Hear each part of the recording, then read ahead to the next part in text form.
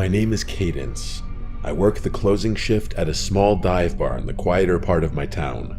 The place is right off the highway, but the parking lot also has a back entrance that's available to the general town. It's nothing fancy, just a dimly lit spot where the regulars know each other by name, and the jukebox has been playing the same rotation of classic rock for years.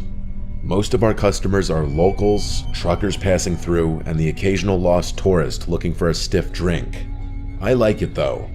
The routine is predictable, the tips are surprisingly decent, and I've learned how to handle the usual bar crowd. The talkers, the flirters, the quiet drinkers, and the ones who just want to be left alone. Weekends are obviously a lot more hectic, but the thing about working during the week is that I'm expected to work my night shifts alone. I don't even get a bar back to pop in now and again. Yeah, it's obviously easier work and slower during the week, but I miss the company of my coworkers. I tend to be pretty vigilant during my shifts because we do get the occasional bar fight considering the kinds of crowds we attract. That's why I clocked the guy immediately.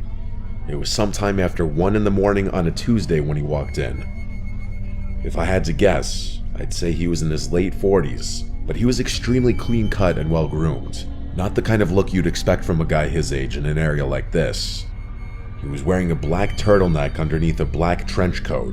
Definitely well dressed, but casual about it. I'm not sure how to explain it, but he had this aura of sophistication about him that makes you think of money. Real money, not the loud look at me kind. He glanced around slowly before walking swiftly over to the bar and taking a seat. I also remember him having oddly good posture, but that's neither here nor there. When I walked over, he glanced at the bottles behind me and ordered something top shelf without hesitation. As I was pouring his drink, he asked me if I liked working here with a smile on his face. It was a normal enough question, so I answered him honestly. I told him yeah and smiled back. I then made a joke about being a bartender or something. I wish I could say I got a creepy vibe from him, but that's not the energy he was giving off. He genuinely seemed like a stand-up guy, kind of like the single dad at his kid's baseball game that gives the whole team a high five. He chatted with me for a bit, which I didn't mind since the bar was pretty quiet at that point. Eventually, he asked me if I ever thought about doing something bigger, which I admit was somewhat bizarre. Again though, not a totally creepy question given the nature of the situation. I gave him my standard bartender smile and told him I was happy for now. He nodded and sipped his drink, seemingly disappointed at my answer for reasons I didn't understand. After a long pause, he asked me what time I got off out of nowhere. That question surprised me. I hadn't picked up any kind of flirting from him whatsoever, so I was a little disappointed to discover that our conversation had just been another one of those empty attempts at getting my number. I smiled and gave him a vague answer, trying to brush him off in a friendly way without seeming uptight. Before he could answer, I busied myself and began wiping down the counter, but he didn't press. He just smiled like he already knew, then drained his drink and pulled out a crisp $100 bill, laying it gently on the bar like it was nothing. Then, without another word, he walked out into the night. I didn't really know what to make of the encounter. I know it sounds like nothing, but his demeanor was just so far off my radar that I was intrigued. Either way, I figured I was never going to see him again and got on with my life. As it would turn out though, I was wrong. About a week later, he came back. Only this time, he wasn't alone. There was a woman with him. She drew my attention since I hadn't seen her before. She looked like she was in her mid-30s and was dressed in a way that didn't quite match her age. Trendy, but off, like someone trying a little too hard to blend in with a younger crowd. I watched her closely as the two of them approached the bar. Everything about her seemed calculated, from the way she smiled too easily to the way she leaned against the bar like we were already friends. As I was setting down napkins in front of them, the very first thing she said to me wasn't a hello or a drink order, but a compliment. She put on this overly joyful smile and said, "You're so pretty." Her fingers brushed against my arm as she said it, lingering just a second longer than normal. I laughed and thanked her, but I could instantly tell that something was off about this woman. The man didn't speak, which I thought was also a little strange given that he had been so talkative last time. They ordered drinks and poured them, and that's when questions came flooding in. The woman asked me how long I'd been working here, along with how old I was and a bunch of other small talk questions like that. I answered in short, polite sentences, but I got the sense that this wasn't small talk. She was studying me. At one point, she looked over at the man, and it seemed like they were communicating despite not speaking. She looked back at me and told me that she ran an exclusive event club. She leaned in a bit as she said it, lowering her voice as if to prevent her being overheard by another patron. She told me that she's always looking for young, fun people for private parties, and that I'd make a killing, 10 grand for a weekend. I let out a small, forced laugh and told her it sounded too good to be true. She insisted that it was real and told me that a bunch of girls like me worked for them. Her smile never faltered at any moment, which was starting to creep me out.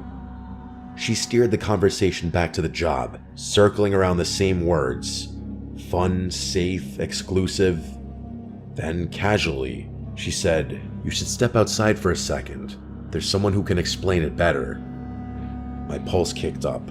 I wasn't playing around at that point. I didn't even bother pretending like I wasn't creeped out. "I'm good," I said in a firm voice. No smile on my face this time. Just then, a group of customers walked in, laughing and talking loudly. The woman's expression changed in an instant, her friendly mask slipping just slightly before she turned to the man beside her. Without another word, they left.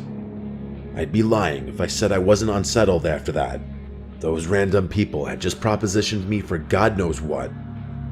I told my coworkers and my boss about the situation, and we all agreed to keep an eye out should those people return. My boss assured me that he was always a 15-minute drive away should I need him, and the bar's security cameras were typically enough to deter any misbehavior. There wasn't really much I could do beyond that. It's not like those people had done anything illegal. I tried to push it out of my head, but a few nights later, after closing, I saw the car. It was parked across the street, engine off, just sitting there. I tried to tell myself it was nothing, but the feeling of being watched crawled over my skin like static. As I walked to my car, I kept my head down, my keys clutched tight in my hand. When I pulled out of the lot, I checked my mirrors.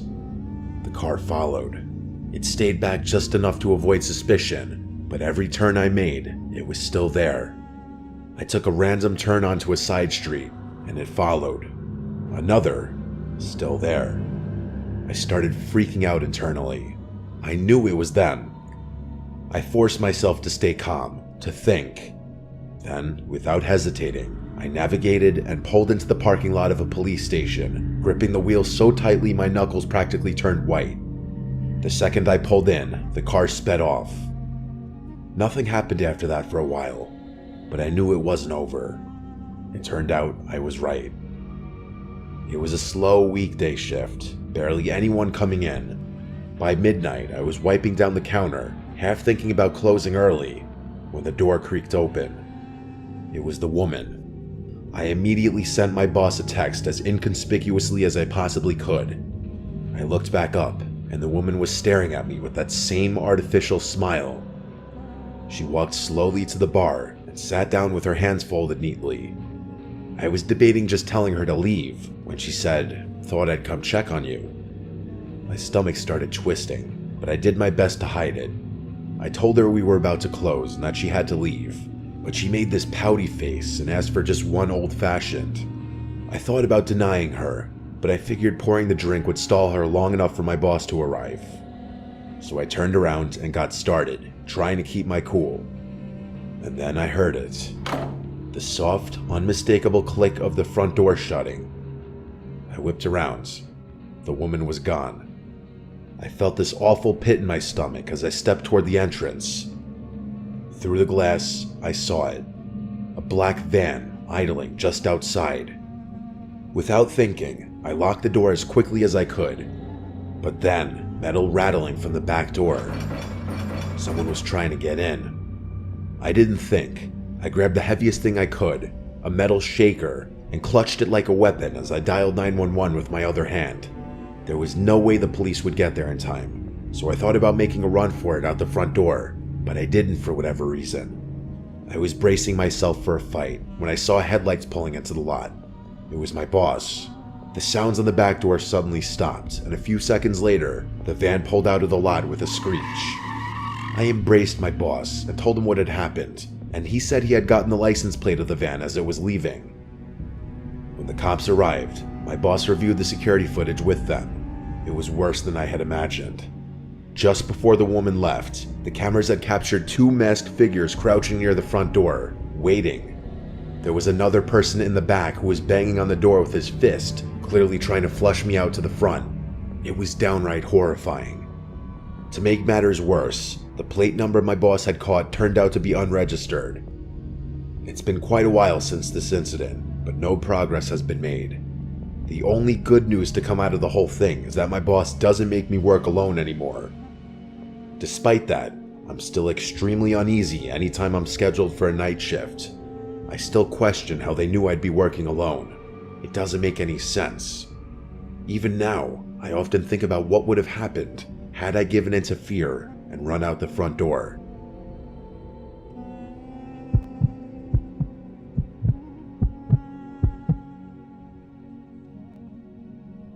I used to work the night shift at a gas station / convenience store off a quiet stretch of highway. I say used to because after what happened to me a few months ago, I won't work a night shift again. It's a small station, the kind that barely gets any business once it gets late. Most of my shift was spent restocking shelves, wiping down counters, and occasionally ringing up a trucker or traveler passing through. I remember the whole thing vividly. It was just past 2:30 in the morning. By then, even the truckers had mostly dried up, and I was left with basically nothing to do. I scrolled mindlessly on my phone, trying to kill some time. At one point, I stepped outside for some air, rubbing my hands together against the cold. I exhaled a few times, watching my breath disappear in the cold. The parking lot was empty, just the pumps, the road, and the dark stretch of trees beyond. The neon sign flickered faintly, and I remember it being hazy out, like you could literally see the moisture in the air. Even with the highway not too far off, it was pretty silent out there. Right as I was about to walk back towards the store, I noticed something move out of the corner of my eye. I whipped my head around and realized there was a person standing behind one of the pumps. How had I not noticed him earlier? He was wearing a dark red hoodie with a hood up, and he had both hands shoved in his pockets. There wasn't a car in sight, so he obviously wasn't fueling up. The only thing was, he didn't seem to be heading towards the store either. He was just standing there, half turned toward the store like he was watching me. At first, I figured maybe he was waiting for someone, but something about the way he moved rubbed me the wrong way. He was kind of shuffling about in this circular pattern. I entered the store, but made sure to keep an eye on him through the glass. I kept track of him while pretending not to, hoping someone would drive up and pick him up or something. But after a few minutes, he started walking toward the door. Slow at first, then suddenly pushing inside like he'd made up his mind all at once. He walked up to the counter, but didn't say anything right away, just stared at me like he was sizing me up. Then, in a rushed, almost rehearsed way, he muttered that his car had broken down just before the pumps. He said he needed a jump or maybe just a little gas to get to the next town. I was literally shocked. He wasn't even trying to make his story believable. Like, I couldn't believe he actually expected me to buy his BS story. I offered to call a tow truck instead. No, he said, too quick, shaking his head. He just needed a flashlight, maybe some help checking under the hood. Something was definitely off, that much was true.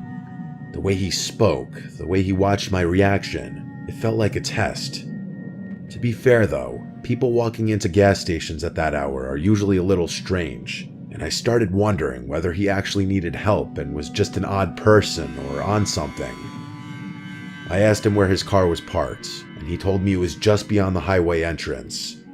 I was obviously skeptical, but then he pointed at the monitor behind me. I turned to look at the screen, and to my surprise, there actually was a car parked out there. I thought to myself, oh crap, maybe this guy really does need help. And that's when it hit me.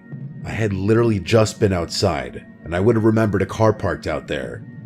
I glanced back at the monitor, and saw the slightest movement near the car's back bumper.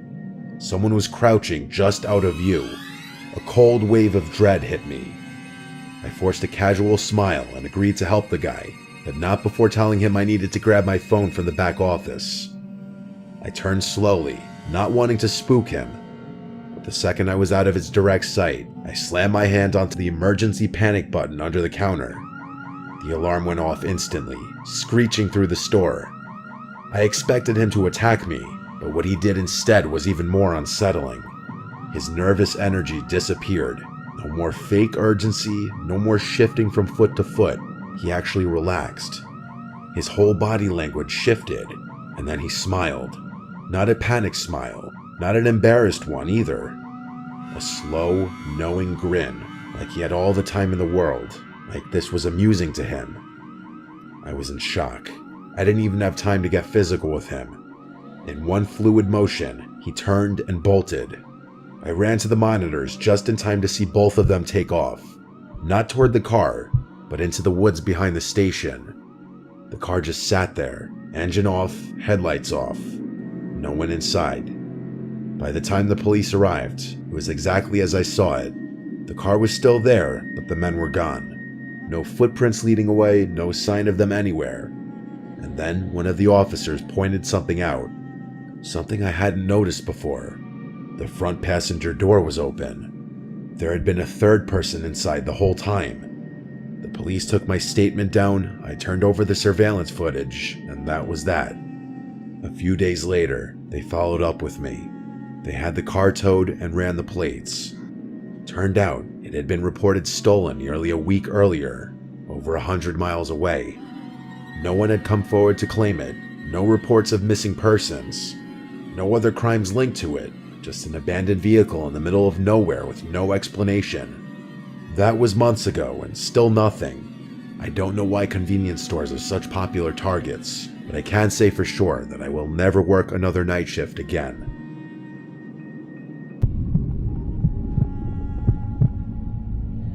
So this happened when I was 20 years old. I'm 22 now, so it's not that long ago. While in college, I was a babysitter during the week for a family, and sometimes I would nanny for this other, wealthier family on the weekends. They would go away often on the weekends and leave their 2 kids, so I would stay at the house for the weekend with the kids. They had a whole dedicated guest bedroom just for me, and the family was super nice, so it was honestly great while it lasted. It happened in the fall. The leaves were all falling and it was chilly outside. I had gotten to the house Friday, and Friday night went completely fine. I just played with the 2 kids, who I'll nickname James and Jessica. James was 7, Jessica was 5. They were both cute and well behaved. Their bedtimes were 7:30 for Jessica and 8:30 for James. During the day I'd play with each of them with their toys. The family had 2 dedicated rooms for their toys, one for Jess, one for James. Jessica loved her dolls and doll houses. I spent a lot of time playing with her.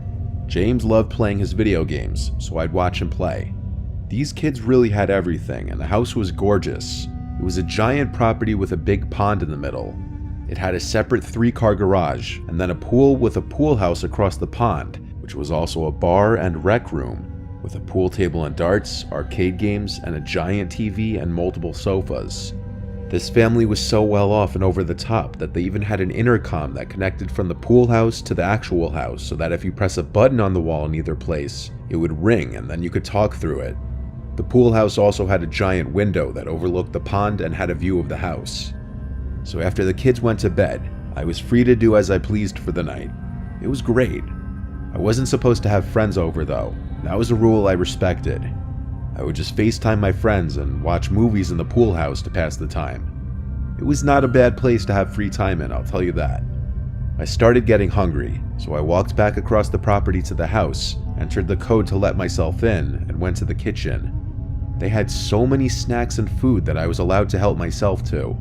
I grabbed a frozen snack from the freezer and threw it in the microwave. And when I was done, I went back across the property to the pool house. I liked hanging out in there more because I could be louder on the phone and have the TV as loud as I want without waking the kids. I was on the couch eating, watching the movie White Chicks, while texting a bunch of my friends.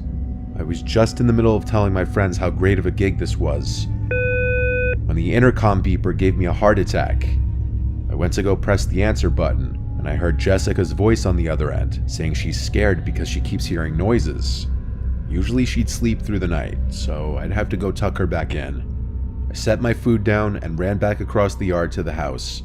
I entered through the door with the code lock again and went to Jess's room. She must have ran straight back to her bed after we got off the intercom, because she was already back in her bed all scared.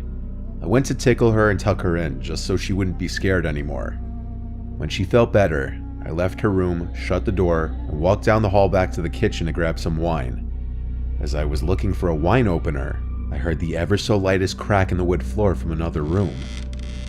I froze and looked in that direction, instinctively waiting for a second sound. I didn't want to start freaking myself out now. I didn't want Jessica saying she's hearing noises to get in my head. I was thinking it was a regular house settling noise.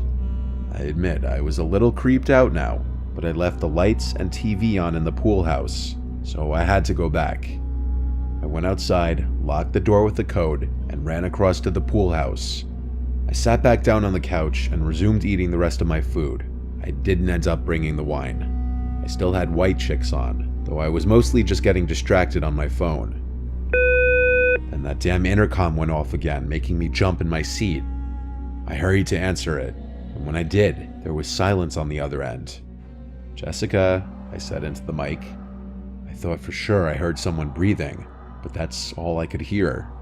I said both Jessica and James' names at least 3 times each.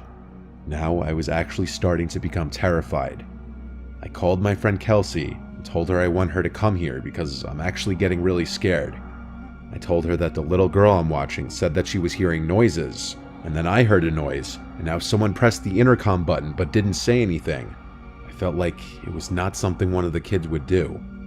I was still on the phone with Kelsey, who was telling me to stop being paranoid, but she also sounded drunk. I was looking out the window to the house the whole time I was on the phone with her. The hallway lights turned on. I told Kelsey this, and any ounce of possibility that it was one of the kids disappeared when a large figure stepped into frame at one of the hallway windows. I screamed and dropped the phone as I was looking at a grown man who seemed to see me, and he was looking back at me. I realized the intercom was still on this entire time. I picked up my phone, hung up on Kelsey, and called 911. And as I did, I was crying, screaming into the intercom that I'm calling 911 right now, leave us alone. I was basically screaming everything I said to the police into the intercom. I went back to the window, and he wasn't at the window in the house anymore. I was hysterical, crying, begging the 911 operator to please hurry up. She kept telling me to calm down, asking me a million questions. I kept yelling the address into the phone and saying please hurry. When she asked are the kids safe, I screamed no, they're in the house still with that man. And that's when I heard the scream of Jessica through the intercom, and I completely broke down and fell to my knees crying as the 911 operator was still trying to get me to keep it together, but I couldn't. I said I don't know what to do, and she said the police are almost there, you need to wait.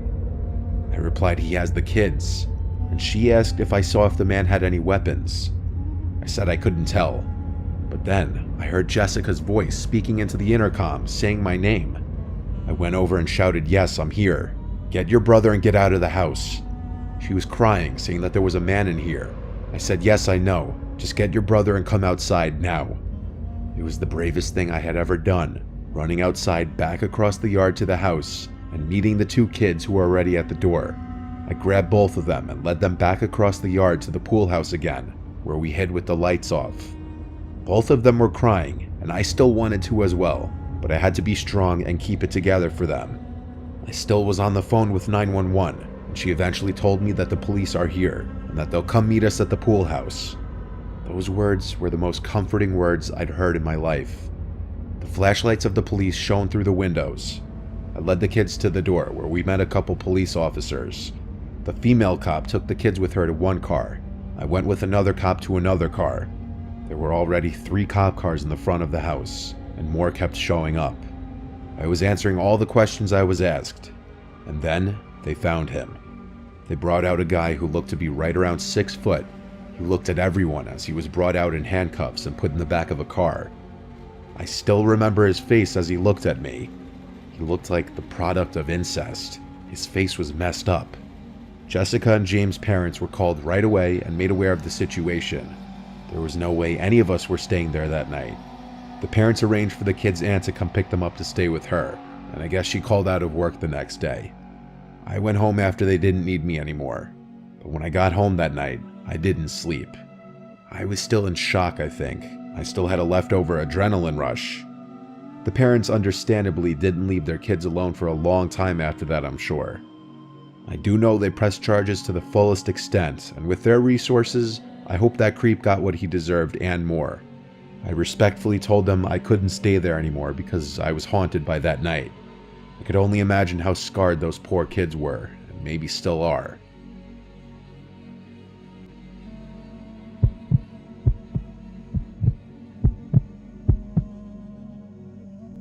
I was 28 years old, solo camping in a local woodland with my beagle Reggie, only realizing I wasn't as solo as I thought. It was November. The weather was still mildly warm during the day, but at night it would get cold, so I came prepared. I brought my portable fire pit, lighter fluid, a lighter, and an axe for chopping wood. I also, of course, brought a tent, a sleeping bag, and my fishing gear so that I could fish at the lake. I brought enough food to last the 2 days we'd be there, but if I caught some fish, I would plan to eat it. I hiked from my truck about a mile into the forest until I was near enough to the lake. I set up my campsite in a comfortable little opening, and I brought Reggie along with me to the lake to go fishing. I caught a couple smaller fish that weren't really worth trying to cook, so I threw them back in. Reggie kept looking into the forest at something, and his tail would stop wagging as if he locked onto something. It could have been any number of little animals that he heard or saw. He's well trained not to go running off though, so I don't keep him on a leash. After maybe an hour of fishing, we went for a hike around the lake. When we were directly across the lake from our campsite, I looked over to the other side, and I saw what looked like a couple of people walking into the woods. They were so far away it was hard to tell, but they really did look like people, and they were right around where the campsite was. I didn't want to get robbed, so I told Reggie come on, and we made a quick pace back around the lake. When we got back to the campsite, my tent zipper was open. Someone had gone through it, no doubt. Surprisingly, nothing appeared to be missing though. Not that there was really much to steal beyond the fire pit and fishing supplies. Still, I knew I was right when I thought I saw people, and the fact that they had gone through my campsite gave me the creeps.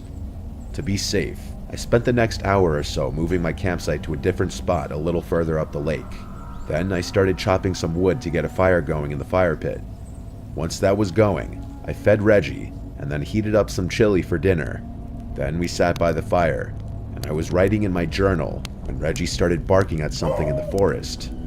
It was dark now, and I didn't really see anything beyond what the fire lit up. I looked out into the darkness, a little creeped out. On that note, I brought Reggie inside of the tent and went to put out the fire. If there were people out in these woods, I didn't really want to be advertising my location with the fire. I climbed into the sleeping bag, and with my reading light next to me, I was reading my novel. Reggie's ears would repeatedly move as he was hearing things that I wasn't hearing. He kept looking around at the tent walls. I kept saying, "What is it, boy?" He started to growl. He heard something out there.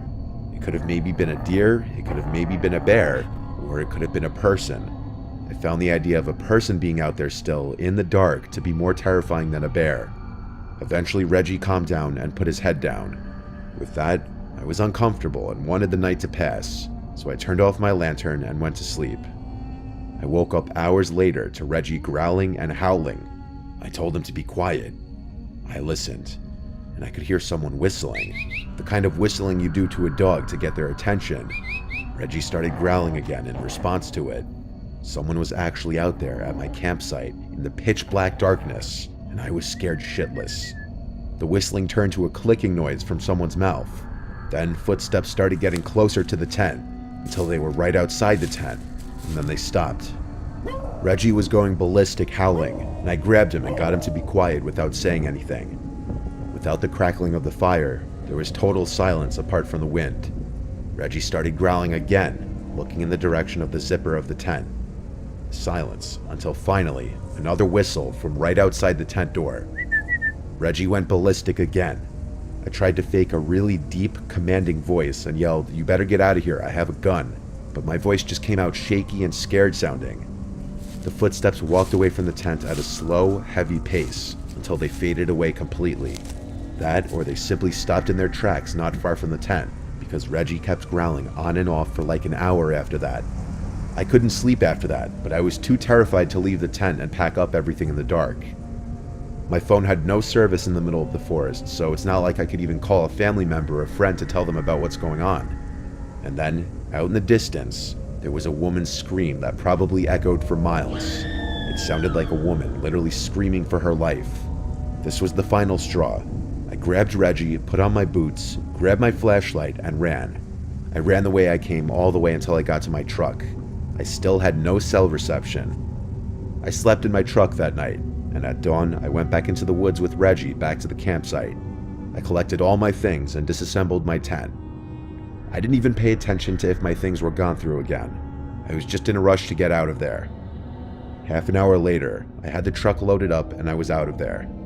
As soon as I had reception, I called this non-emergency police number that I found online to report a woman's scream and suspicious people around my campsite the night before. I don't know what became of any of that, and I don't know what was going on in those woods, but I never returned to go camping there again.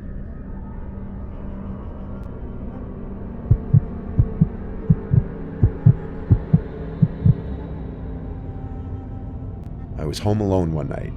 Our house is a split-level house, and the upstairs is an apartment basically, so my brother and I live upstairs while our parents live downstairs. It's pretty nice. It was a weekend and I was staying in. It was rainy outside, so my friends didn't really want to do anything. I spent the night watching scary movies in my room. I was watching Dr. Sleep, a movie I'd never seen before, and I was pretty invested in it. I paused it while I went to go grab a snack in the kitchen. I went to the pantry closet, grabbed a box of crackers, and then heard a sound from downstairs, which I dismissed as nothing. I went back to my room, shut the door, and turned the movie back on. I noticed the backyard motion light was now on, and then I heard some sounds from downstairs, directly below my bedroom. It sounded like the back door being closed. So to explain the layout of our house, my room is directly above the back door to the house on my parents' floor. The walls in this house are paper thin. You could hear a pin drop from downstairs, so I easily heard someone downstairs. And when I paused the movie, it became more obvious that I was hearing footsteps. I texted my family group chat asking who just got home. My mom answered within a minute saying we're not home. That would mean it would have to be my brother, but that would be incredibly weird since he never enters through the back of the house. He also wasn't supposed to be home tonight. I said in our group chat, "I hear someone downstairs. Alex, is that you?" He didn't reply. I heard the footsteps crossing the house towards the fronts until they were out of earshot. Then I heard footsteps coming up the stairs. I turned off the TV. The footsteps were coming straight down the hall to my room, skipping every other room in the hallway. They were heavy footsteps. They got to my door, and then my door opened. I was laying still in my bed, pretending to have my eyes shut, squinting just enough to see a head peering into the room through the doorway, looking right at me. It was dark.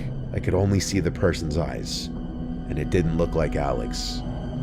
He stood at the doorway, watching for what felt like forever as I laid there pretending to be asleep. After maybe 30 seconds to a minute, he closed the door, but I didn't hear footsteps walk away. I texted my family group chat in all capitals, "Alex, please tell me that's you in the house." He replied back almost instantly, saying, "No, what are you talking about?" That was when I told them someone is in the house. I called 911 and started whispering into the phone, and that was when I finally heard footsteps walk away from the door. He must have heard me start to speak, even in a whisper. The footsteps went down the stairs, and then I couldn't hear them anymore. I was told to stay on the line with the dispatcher until help arrived. There was a knock at the door downstairs about 5 minutes later, so when the dispatcher told me I was good to go down to let the police in, I did.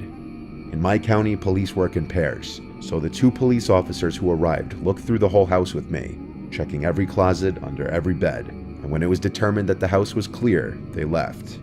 One of my parents left the back door unlocked. It was as simple as that. There's no chance of sleeping after something like this happens. Nobody would be home until the next day, so I had to get through this night alone. A little while after the police left, the backyard motion light turned on. Something set it off. I looked out my window, and caught just a glimpse of a man walking away from the house into a far dark corner of the backyard where I couldn't see him anymore. I think he may have tried entering the house again, but this time the door was locked. I watched through the window for as long as the motion light was on. When it turned off, it was too dark to see anything out there. As long as the light didn't go off again, then I'd know he wasn't coming back. Thankfully, he never did. Taking half a second to lock your doors can be the difference between someone getting in your house or not. Because my parents forgot to lock the door, I will now forever have the haunting image of seeing that person's head peering into my room looking at me, specifically the eyes. It's an image that's going to stay with me.